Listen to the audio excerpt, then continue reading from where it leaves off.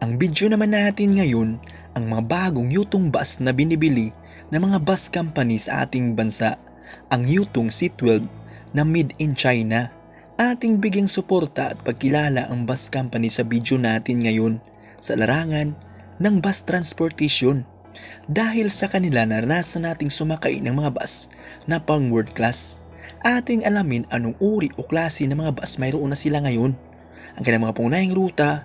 Pero bago tayo magsimula sa ating video, intro muna tayo mga kabus fanatics. Kung bago ka pa sa aking channel, please subscribe, hit the notification bell for more video. Yellow Bus Line. Ang Yellow Bus Line ay isa sa pinakamalaking provincial bus company sa Mindanao sa kasalukuyan. Ang kumpanya ay naitatag noong July 13, 1958 ng pamilyang Yap sa Coronadal City. Simula noon ang kumpanya ay lumago at naging dominanting bus company. Sa ngayon ang kumpanya ang kauna-unahang bus company sa Mindanao nang nagpapatakbo ng Yutong Ziki 6120H C12 Pro na isang air-conditioned bus. Ang pangunahing rutang siniserbisyuhan ng kumpanya ang sumusunod: General Santos, Kidapawan, Bayatakurong, vice versa; Davao City, General Santos, Coronadal, vice versa; Coronadal, Surilla, Bayabanga, vice versa; Coronadal, General Santos International Airport, vice versa; Davao, Takurong, Bayamakilala, vice versa. At marami pang ruta ang Yellow Bus Lines na hindi nasama sa video natin ngayon. Victory Liner. Ang Victory Liner ay isang provincial bus company sa bansa at isa sa pinakamalaking provincial bus company sa kasalukuyan. Naitatag ang kumpanya noong October 15, 1945 ni Jose Hernandez. Simula noon ang kumpanya ay lumago at nakapagpatayo ng mga maraming sister bus company ang Victory Liner sa ngayon. Sa ngayon ang kumpanya ay nagtataglay ng mga bago at mga branyong luxury bus. Ang kumpanya sa ngayon ay nagpapatakbo na rin ng Yutong Ziki 6128H C12 Pro na isang air-conditioned bus. Ang pangunahing rutang siniserbisyuhan ng kumpanya ang sumunod: Apalit, Caloocan, vice versa; Baguio, Dagupan, vice versa; Baguio, Pasay, vice versa; Baguio, Cubao, vice versa; Cubao, Santiago, Isabela, vice versa; Pasay, Olongapo, vice versa. At marami pang ruta ang Victory Liner na hindi nasama sa video natin ngayon. 5-Star Bus Company.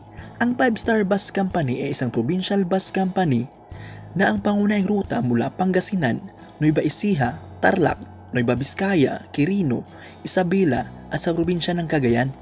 Naitatag ang 5-Star Bus Company noong 1983 ng Victory Liner. Simula noon ang kumpanya ay lumago at isa na sila ngayon sa pinakadominanting bus company sa ating bansa. Ang 5-Star Bus Company sa ngayon ay nagpapatakbo na rin ng Yutong Ziki 6128H C12 Pro na isang air-conditioned bus. Ang pangunahing rutang siniserbisyuhan ng kumpanya ang sumusunod: Cubao, Anda, Alaminos, vice versa; Cubao, Dagupan, vice versa; Pasay, Tarlac, vice versa; Pasay, Bolinao, Pangasinan, vice versa; Cubao, Tayog, Pangasinan, vice versa. At marami pang ruta ang 5-Star Bus Company na hindi nasama sa video natin ngayon. Alps the Bus. Ang Alps the Bus ay isang provincial bus company sa bansa na itatag ang kumpanya noong 1991 ni Arcadio L. Perez. Simula noon ang kumpanya ay lumago at ngayon ay isa na sila sa malaking bus company sa bansa. Ang Alps the Bus na ngayon ay nagpapatakbo na rin ng Yutong Ziki 6128H C12 Pro na isang air-conditioned bus. Ang paunahing rutang siniserbisyuhan ng kumpanya ang sumusunod: PITX Lipa City, Batangas, vice versa; PITX Batangas City Pier, vice versa; PITX Gubat, Sorsogon, vice versa; PITX Legazpi, Tabaco City, Albay, vice versa; Cubao, Iloilo, Bayacaticlan, vice versa. At marami pang ruta ang Alps the Bus ang hindi nasama sa video natin ngayon. Ilabil Tourspill Incorporated. Ang Ilabil Tourspill Incorporated ay isang provincial bus company sa bansa na may direktang ruta mula Manila papuntang Bicol Region, probinsya ng Samar, Leyte at Masbate. Ang kumpanya sa ngayon ay nagpapatakbo ng mga air-conditioned bus at ordinary bus. Ang Ilabil Tourspill Incorporated sa ngayon ay isa na rin sa malaking provincial bus company sa ating bansa.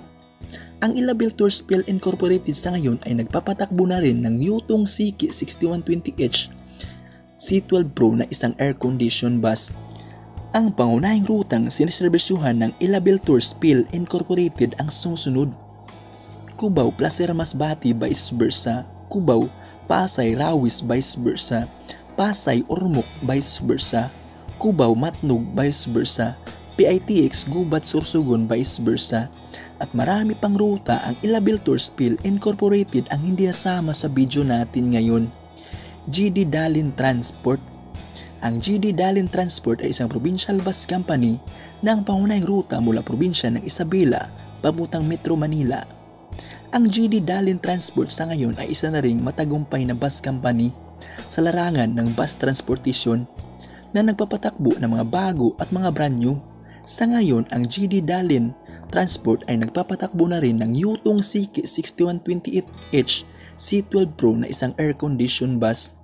Ang pangunahing ruta na siniserbisyuhan ng GD Dalin Transport ang sumusunod: Balintawak, Santiago, Baya Arita o vice versa, Sampaloc, Apari, Cagayan vice versa, Baguio, Tuguegarao City, Cagayan vice versa, at marami pang ruta ang GD Dalin Transport ang hindi nasama sa video natin ngayon. Diamond Star Transit. Ang Diamond Star Transit ay isang provincial bus company at city bus company sa bansa na nagpapatakbo ng mga air-conditioned bus.